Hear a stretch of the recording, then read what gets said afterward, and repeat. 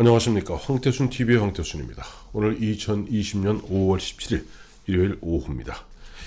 오늘 마침 보니까 그 주간조선에서 정말 경천동지할 그리고 지금 많은 생각을 해봐야 될 아주 정말 뜻깊은 그런 기사를 하나 냈습니다. 1956년 조봉암, 당시 무소속으로 나왔습니다만 그 조봉암 대표적인 이 좌파, 진보 좌파죠. 1956년 조봉암 대선 자금 지원했다. 누가? 김일성이. 1956년 조봉암 대선 자금 지원했다. 봉인 풀린 구소련의 극비문서.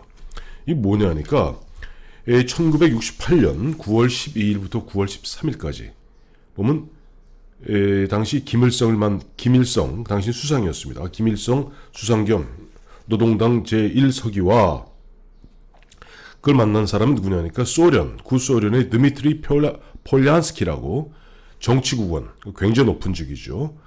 소련의 드미트리 폴란스키 정치국원 겸 내각 부의장, 그때 내각에 이제 의장이 있고 부의장이 있는데 내각 부의장이 이틀 동안 김일성을 만나서 나누었던 대화록을 갖다가 그 당시 소련에서 극비 문서를 보관하고 있던 것이 최근에 봉인이 해제된 모양입니다.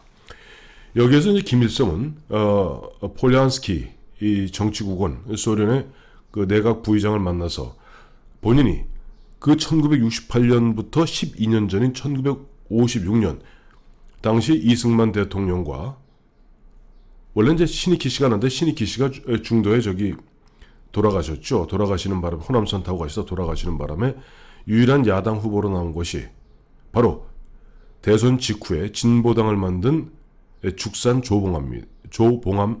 근데 조봉암 씨가 그 당시에 216만 표를 얻어서 30%를 득표하고 이승만 대통령이 504만 표를 얻어서 69%를 득표한 것으로 되어 있습니다. 그런데 여기에 이제 김일성이 코트예요. 김일성이 폴란스키한테 한 이야기를 갖다 다운표주 코트해갖고 조봉암이 우리 공화국 즉 북한에게 대선에 참여할지 말지에 대한 조언을 요청했고 북한은 자기들 정치국 회의를 거쳐서 조봉암을 지원했고 또 진보당 설립을 지원했다 라고 실토를 하면서 김일성의 말이 요즘 뭐냐 이겁니다. 남조선에 대한 1956년이면 1953년에 남북이 이제 6.25 전쟁이 일단 휴전하게 된 지 3년 후입니다. 그러니까 남조선에 대한 그 북한의 노선은 혁명 세력을 준비하고 다음에 사회 민주화를 갖다가 지향하는 것인데 그러자면은 너무 눈에 띄게 우리 속담에 보면 흔한 얘기로 모난돌이 정 맞는다고 그러지 않습니까? 그러니까 높은 자리를 얻지 말아야 하는데 결국 보면 자기들이 죽산 조봉암 선생이 보면 조언을 요청했고 자기들의 정치국 회의를 거쳐서 조봉암의 대선 출마를 갖다 지원했고 그리고 액수는 밝히지 않았습니다만 자금 지원까지 했다는 겁니다.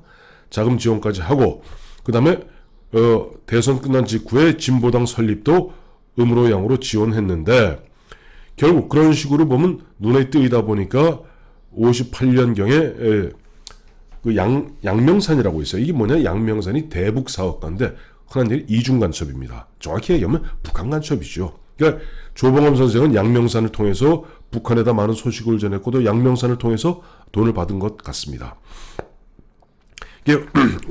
그리고 양명산이라는 사람은 조봉암 선생이 1959년 7월 31일 서대문 형무소에서 교수형 당하기 이틀 전인 7월 29일 채용되었다고 합니다. 그런데 문제는 뭐냐니까 당시 자유당 이승만 정부에서는 그 양명산을 통해서 북한의 자금이 조봉암과 진보당 설립에 북한 자금이 들어간 것을 갖다가 낚아채고 국가보안법 등을 통해서 그 다음에 진보당을 갖다가 해산하게 되죠. 결국 진보당을 갖다가 해산하게 되다 보니까 김일성 입장에서는 보면 어떻게 보면 좀 완만하게 눈에 띄지 않게 기도를 비익하면서, 기도 비닉이라고 그러죠.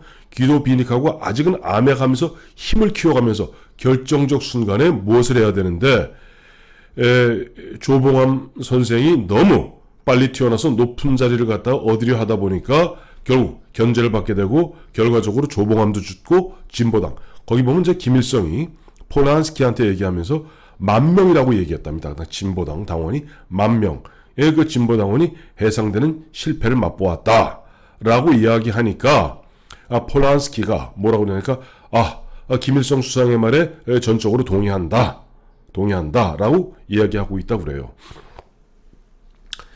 이 위기 1968년이 굉장히 중요한 얘기인 게 황태순 TV에서 여러 차례 달아드렸습니다만은 1968년 같으면 테트라고 그러죠.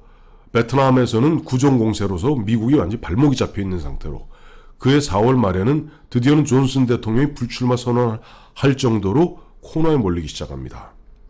그런 가운데 바로 1.21 사태, 그러니까 구정공세 하루 직전에 북한의 김일성은 김신조 일당 31명을 갖다 난파하여 청와대를 갖다 급습하고 그 다음에 푸에블로를 납치하고 그러면서 본격적으로 미국이 결국 한국과 한반도와 인도차이나 반도에서 두 개의 전쟁을 갖다가 동시에 수행하기 어려울 것이라는 판단하에 집요하게 무력 항쟁으로 들어갑니다. 그것이 뭐냐니까 우리가 너무 잘 알고 있는 68년 11월, 12월에 있었던 울진 삼척 무장공비 침투 사건입니다.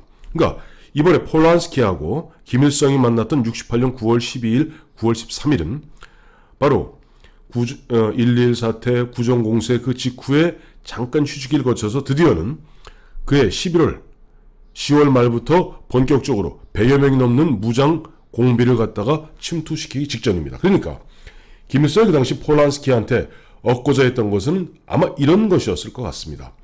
그 당시 이제 소련도 보면 중국과 갈등이 격화되는 가운데 어떻게 보면 코민텔은 세계 공산당을 갖다가 총 공산주의 국가를 지도하는 그 소련 입장에서는 어쨌든 인도차이나에서 미군의 발목을 붙들어 놓고 가능하다면 한국도 흔들 수 있으면 흔들어야 되는데 아마 김일성이 한 얘기는 우리가 예전에 보면 56년도 대선 후보 출마하겠다 그래서 두서 출마를 갖다가 사실상 승인하고 거기에 대선 자금까지 지원하고 그다음에 진보당을 만드는 것을 지원하고 했지만 결국 실패로 끝나고 말았다.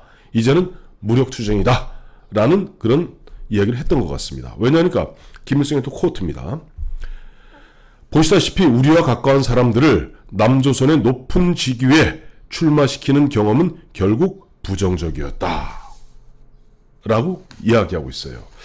자, 이것을 보면서 이미 김일성은 1953년 남북한 간의 휴전협정이 이루어지고 54년인가요? 그 당시 이제 제네바에서 일단 정치회담 들어갑니다만 실패하게 됩니다. 그때부터 집요하게 보면 단 한 번의 머뭇거림도 없이 단 한 번의 바뀜도 없이 집요하게 추진해왔던 것이 남조선 내부의 혁명 세력의 강화, 즉 혁명 세력의 준비 겸 사회민주화, 즉 사회 전체를 갖다 좌경화시키는 그 노선을 갖다가 일관되게 추진해왔던 것입니다. 일관되게 추진해온 결과 그 중간에 자기들이 한번 실수한 적이 있죠. 바로 김일성 자신의 육성으로 얘기하는 것이 56년도 아직 준비도 덜 됐는데 괜히 죽산 조봉암이 대선에 출마하겠다는데 거의 덜렁 얹혀서 돈 지원하고 당 만드는데 애썼다가 괜히 멀쩡한 10,000명 가까운 진보당 당원들만 박살났다 하는 후회를 하는 대목입니다. 그런데 56년이면 언제입니까? 지금부터 무려 64년 전 얘기입니다.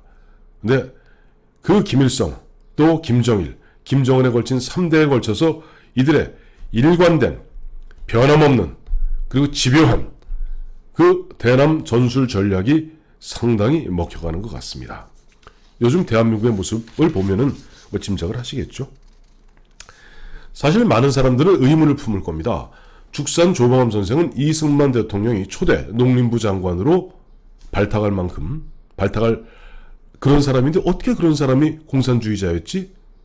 어떻게 그런 사람이 진보당 만들고 결국은 농림부 장관 되지 11년 만에 교수형으로 형장의 이슬로 사라졌지? 근데 이유가 있습니다. 이 조봉암 선생과 죽산 조봉암과 남로당 당수였던 박헌영은 1925년 조선공산당을 창당할 때 함께 만든 핵심 인물이었습니다. 그러니까 조봉암은 이제 일부 학자들의 말에 의하면 조봉암은 끝까지 전향하지 않았다는 거예요. 그런데 결국 1945년 해방 이후에 조봉암과 박헌영이 남로당 내에서 그 당시 리더, 그러니까 주류 세력은 박헌영이었고 아마 조봉암은 조금 마이너였던 것 같습니다. 비단권파였던 것 같습니다. 조봉암과 박헌영 두 사람 다가 조선일보 기자 출신이고 조봉암 박헌영의 권력 투쟁 끝에 박헌영은 조봉암을 출당시킵니다. 강제 출당시킵니다. 그래서 남로당에서 출당된 그런 과거 국제 공산당이었으니까요. 저 모스크바에서 무슨 노동자대학인가 나왔은. 그러니까 이승만 대통령 입장에서는 자기가 48년 집권하자마자 가장 큰 화두가 뭐였냐니까 농지개혁이었습니다. 농지개혁이었기 때문에 그 농지개혁, 이른바 그 유상몰수죠. 유상몰수, 이제 유상이 배분하는 그 농지개혁을 하기에는 조봉암이 딱이었던 거예요. 그래서 조봉암을 농지개혁을 하는데 하는 그 주무장관이 농림부 장관을 시켰던 것이고, 어쨌든 조봉암은 그다음 국회 부의장이 됩니다. 국회 부의장이 돼서 6.25가 터지니까 우리 정부 요인들과 함께 저쪽 부산으로 피난 갔던 것 또한 사실이죠.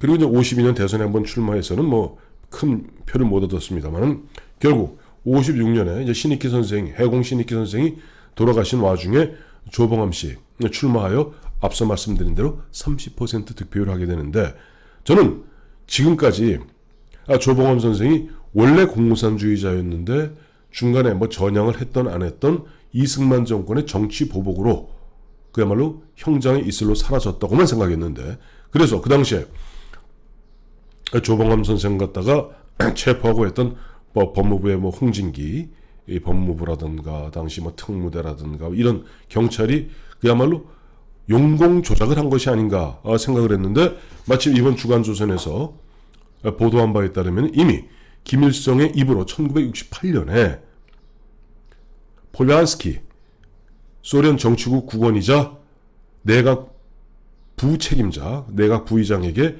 1956년 우리 정치국 회의를 통해서 조봉암에게 대선 자금을 지원했다는 김일성의 육상을 확인한 겁니다. 사실 이제 죽산 조봉암 선생은 2007년이니까 그 노무현 정권 말기죠. 그때 과거사위원회에서 독립운동가가 맞다라고 해서 뭐 독립유공자로 뭐 할 것을 갖다가 권고했고, 이것을 바탕해서 2011년에 대법원에서 재심을 통해서 무죄를 선고받았습니다.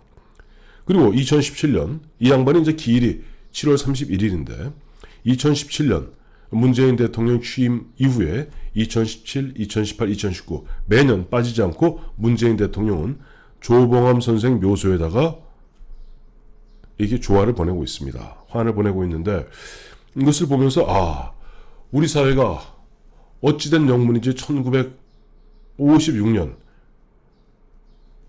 김일성, 폴란스키가 얘기한 대로 1956년에 조봉암을 진보당을 만들도록 자금을 지원하고 조봉암의 대선 자금을 지원하고, 또 김일성 자기의 이야기대로 혁명 세력을 갖다가 구축하고 사회민주화를 갖다가 추진하는 이 집요한 64년의 여정이 아마 오늘의 대한민국의 오늘 모습이 되어 있는 것 같습니다. 그와 관련해서 참 요즘 예전에는 뭐 김일성 때는 돈이 우리보다 56년이면 우리보다 훨씬 잘 살았죠. 북한이 아침 보니까 북한의 그 대외 매체죠. 대외 선전 매체가 우리민족길입니다. 우리민족길이 조평통의 선전 매체죠. 그러니까 이젠 돈이 없으니까 이제 주로 말로 뭐 이렇게 저렇게 우리 내부의 분열과 우리 내부의 어떻게 보면 그와 같은 뭐 지원 뭐 자금 지원은 아니더라도 여러 가지 무슨 뭐 하는 모양이에요. 보니까 5월의 하늘가에 울려 펴진 피해 절기, 오늘 아침에 나온 겁니다. 5월의 하늘가에 울려 퍼진 피해 절규. 광주 인민봉기가 있을 때로부터 40년이 되어 온다. 남조선 각 측은 5.18 영혼들의 피해 절규를 순간도 잊지 말고 민심의 도전에 나서는 보수 역적 무리들을 역사의 무덤 속에 영영 매장해버리기 위한 정의의 투쟁을 더욱 힘있게 벌여나가야 할 것이다. 남조선 사회의 자주와 민주화, 조국 통일을 요구하여 압제와 폭력에 맞서 결사항전을 벌인 대중적인 무장봉기였으며 정의의 반미 파쇼 민주항쟁이었다. 이제 이게 5.18 민주화 운동을 그렇게 개념을 구성한다. 5.18을 그렇게 자기 규정을 하고 미국의 식민지 지배와 군사 파쇼 통치에 대한 남조선 인민들의 쌓이고 쌓인 분노와 원한의 폭발이었으며 참다운 삶을 누리려는 결사의 몸부림이었다. 이 부분에 대해서 사실은 과연 얼마나 많은 우리 국민들이 동의할지 한번 짚어봐야 될 대목입니다. 또 북한의 대외 선전 매체 우리 민족끼리는 그러나 광주 인민봉기는 미국과 그 주구인 전두환 군사 파쇼 도당의 전대미문의 탄압으로 무참하게 짓밟혔다. 광주 항쟁자들에 대한 치떨리는 학살 만행은 동서고금 그 어디에도 찾아볼 수 없는 전대미문의 인간 백정 행위였다. 아직도 항쟁 용사들과 무고한 시민들을 무참히 학살한 반인륜적 사륙 만행의 진상은 흑막 속에 묻혀있고, 아니 이상하다, 흑막 속에 묻혀있긴요. 지금 김영삼 정부부터 원래 정확히 노태우 정부 때부터죠. 노태우 정부가 어떤 미라협을 만들었고, 그 다음에 김영삼 정부 열심히 했고, 그 다음에 김영삼 정부 말기인 1997년에 그 다음에 국가기념일로 만들었고, DJ 정부 5년 있었고, 다음에 노무현 정부 5년 있었고, 문재인 정부 3년이 지났습니다. 근데 모르겠어요. 얼마나 지금 흑막 속에 묻혀 있는지. 이미 극형에 처했어야 할 전두환 역도와 공범자들은 저들의 죄악을 전면 부정하면서 여전히 거리를 할보하고 있다. 그러면서 우리 정부에다 또 한 수 두 큰수를 두는군요. 남조선 당국은 광주항쟁 당시의 반인민적, 반인륜적 만행의 진상규명과 범죄자들에 대한 엄중 심판을 말로만 떠들 것이 아니라 강력하고 실제적인 조치를 취하는 것으로 각 계층 인민들의 기대와 요구에 부응해 나와야 할 것이다. 참, 오늘 아침에 있었던 문재인 대통령의 광주 MBC와의 문재인 대통령의 5.18과 다음에 주간조선이 오늘 오전에